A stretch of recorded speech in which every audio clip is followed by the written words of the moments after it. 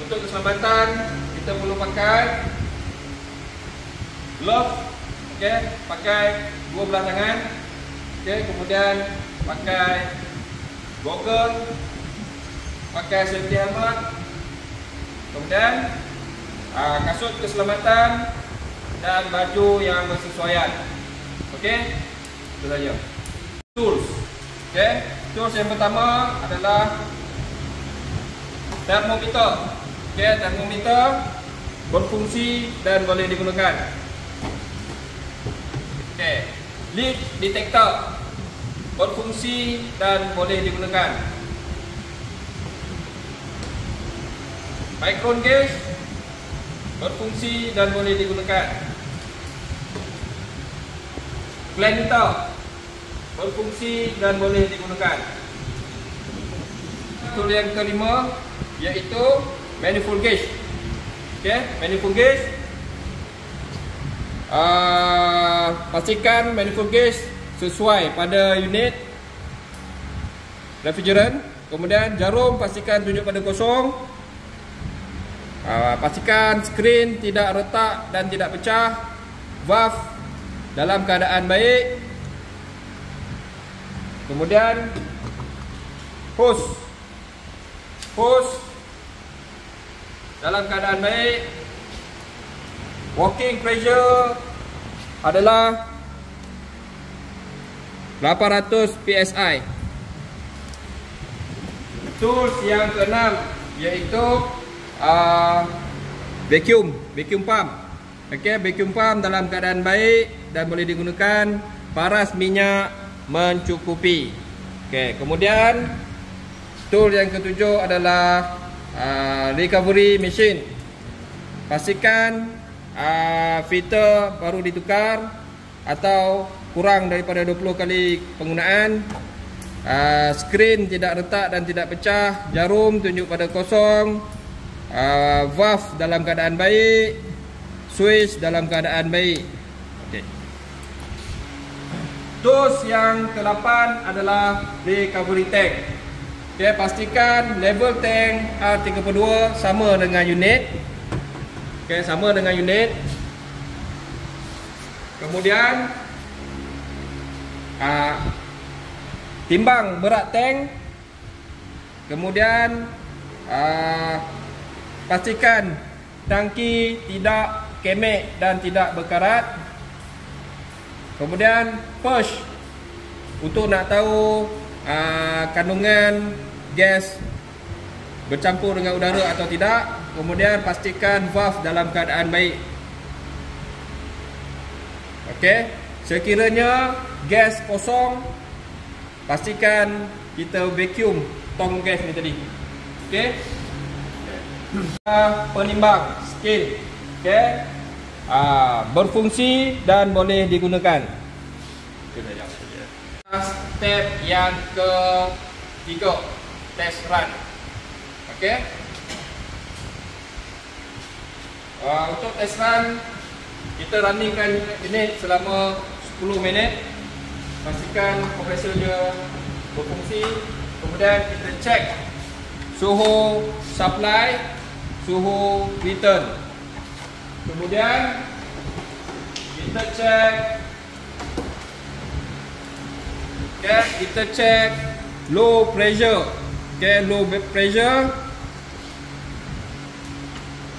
sambungkan bahagian low pada unit.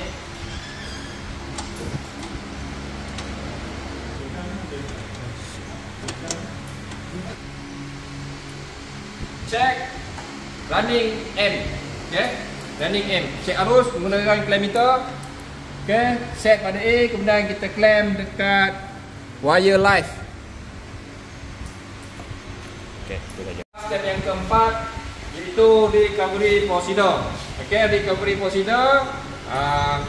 Poin yang pertama, sekiranya unit kita unit peti sejuk, tak ada survey valve, kita perlu buat tambah valve menggunakan pitching valve atau pitching barrier lah. Kemudian kita sambungkan hose pada unit. Pastikan kita sambungkan low pressure pada unit bahagian low pressure. Okey, kemudian kita ambil hose vacuum, okey, hose vacuum pada vacuum pump. Kemudian kita ambil satu hose service ref kesambungkan kepada recovery machine bahagian in. Kemudian kita ambil satu lagi hose daripada out ke recovery tank. Okey. Kemudian sekiranya ada safety cable, kita perlu pasang seperti tangki ni. Okey. Kiranya ada safety cable, kita perlu pasang. Seterusnya masih lagi step yang keempat, recovery procedure. Okey. Apabila kita telah buat pemasangan hose, sambungan hose, kemudian kita akan buat vacuum hose. Okey, buat penyambungan hose pada unit. Okey, apabila telah membuat penyambungan hose pada unit, kita perlu buat vacuum hose sebanyak 1000 mikron. Okey, pastikan kita tutup valve pada bahagian recovery tank. Kemudian kita tutup.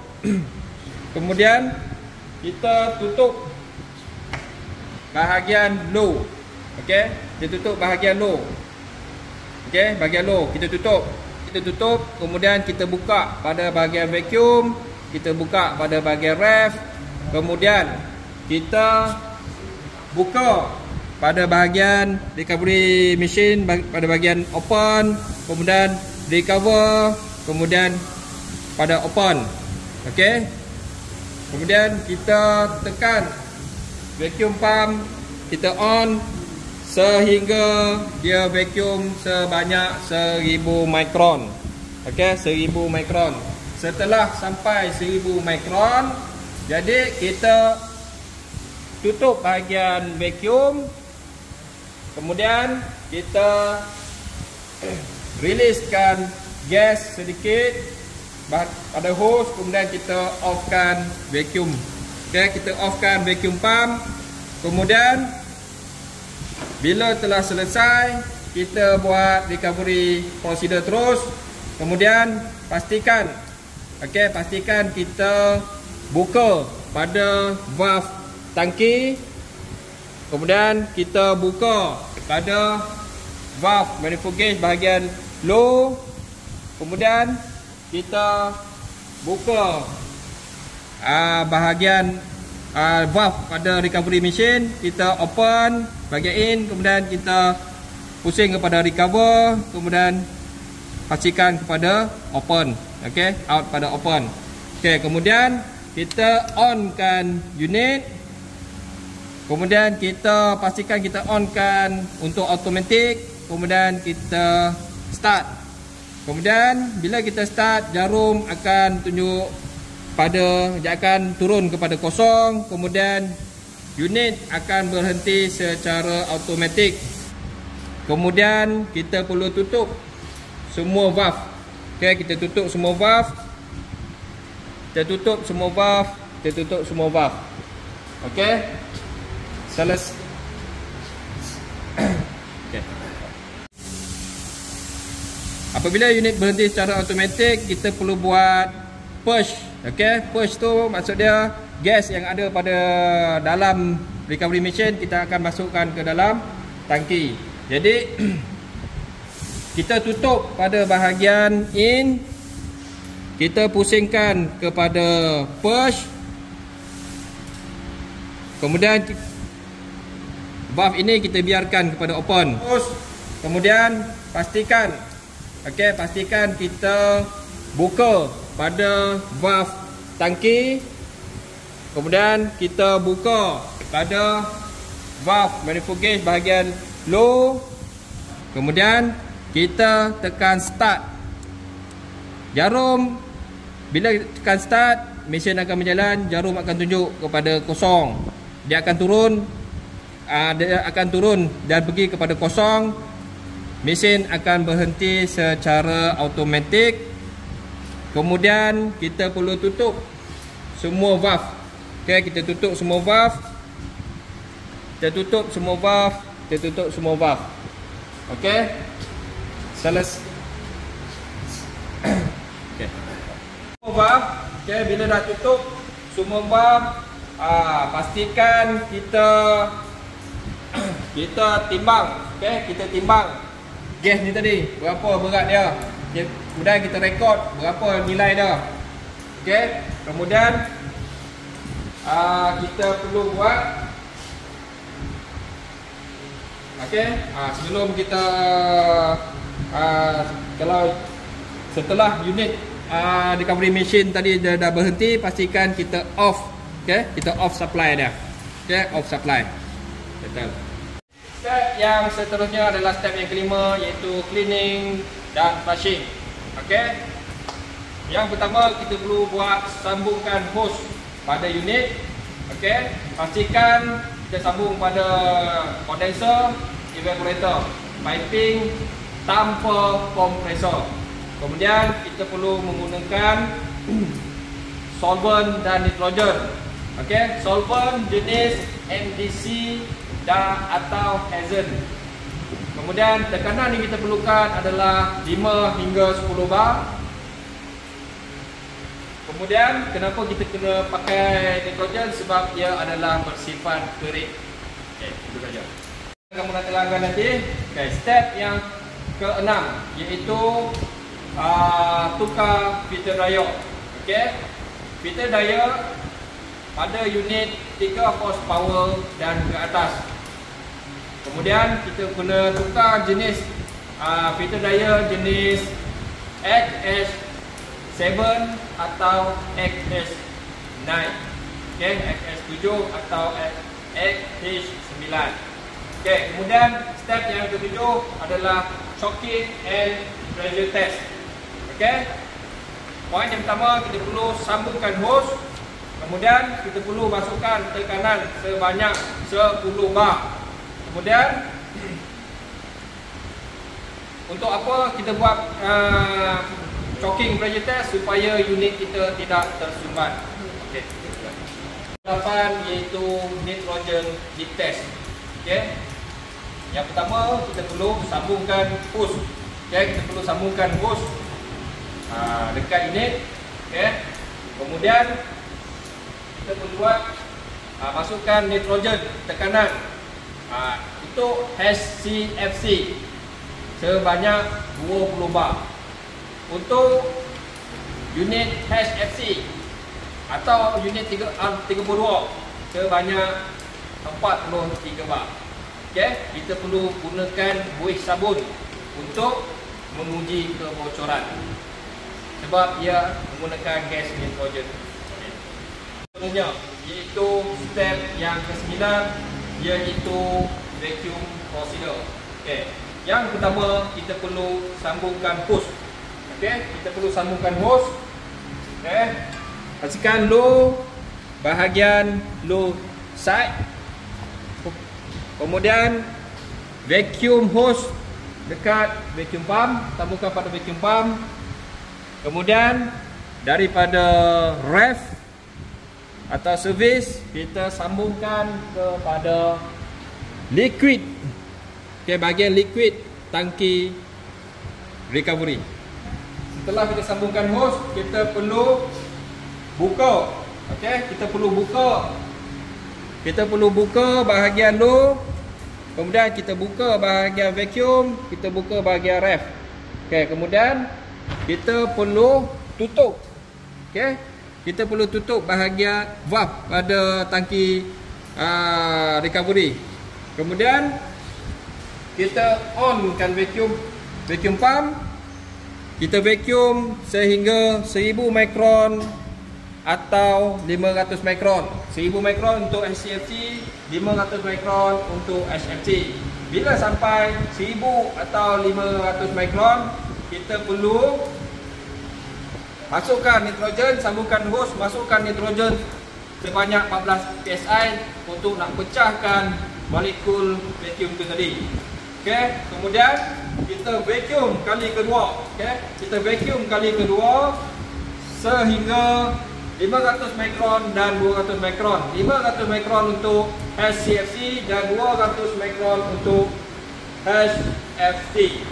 Okay, bila dah sampai 500 atau 200 mikron, okay, kita tutup. Okay, kita tutup valve pada vacuum. Kemudian kita buat vacuum holding, tunggu sehingga 10 minit. Jika tiada sebarang kebocoran, okay, kita tutup. Kita tutup vacuum pump. Okay, selesai. Yang ke-10 iaitu charging refrigerant. Okay. Step yang pertama kita perlu tahu, okay, kita perlu tahu kita nak charging liquid atau vapor. Okay. Untuk HCFC kita masukkan vapor, HFC kita masukkan liquid. Okay. Kemudian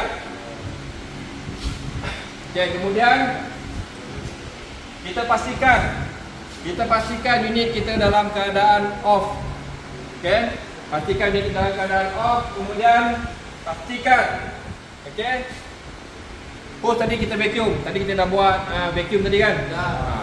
Jadi pastikan hose kita vacuum. Kemudian kita perlu pastikan berat refrigerant iaitu sebanyak 600 gram. Okay. A32/0.6 kg iaitu 600 gram. Kemudian bila kita dah tahu dengan nilai berat untuk gas, kemudian baru kita buka valve. Okay. Kita open valve. Okay. Kita buka valve mana yang kita nak buka. First kali kita kena buka valve pada liquid. Okay. Kita buka valve pada liquid. Kemudian kita, okay, valve tadi kita dah buka. Okay. Kita buka pada ref. Okay. Kemudian gas akan masuk. Kemudian kita timbang berat. Kita timbang berat ni tadi, pastikan gas masuk 600 gram. Okay, kita pastikan kita tambah tolak gas yang masuk, pastikan gas yang masuk 600 gram. Kemudian dah masuk 600 gram, kita tutup semua valve. Kemudian kita check leaking menggunakan leak electronic leak detector. Okay, itu proses yang ke-11, performance test. Okay, performance test, kamu perlu guna termometer untuk menguji supply temperature atau system temperature, return temperature atau ambient temperature. Kemudian kamu perlu ambil running amp, okay, running ampere, clamp dekat wire line. Okay, kemudian kamu ambil low pressure, okay, bahagian low pressure. Okay, kemudian kamu perlu isi, okay, isi data stiker. Okay, service date, refrigerant type, flammability, refrigerant charge, ambient temperature, system temperature, high pressure, low pressure, running amp, dan by certificate number, next service date. Okay, selesai untuk proses yang ke-11. Okay, untuk last proses iaitu step yang ke-12, customer awareness. Okay, perkara yang perlu dibuat adalah cabut hose. Okay, kita perlu cabut hose. Okay, cabut hose. Kemudian kita ambil leak electronic leak detector, kita uji kebocoran. Sekiranya terdapat kebocoran, okay, kemudian menguji kebocoran. Kemudian kita buat advice customer. Okay, kita advice customer, nasihat customer. Kita bagi tahu dia bila, okay, bila tarikh servis yang akan datang, next service. Okay, kemudian selesai semua, kita cleaning dan housekeeping. Okay, housekeeping, settle. Selesai semua sekali.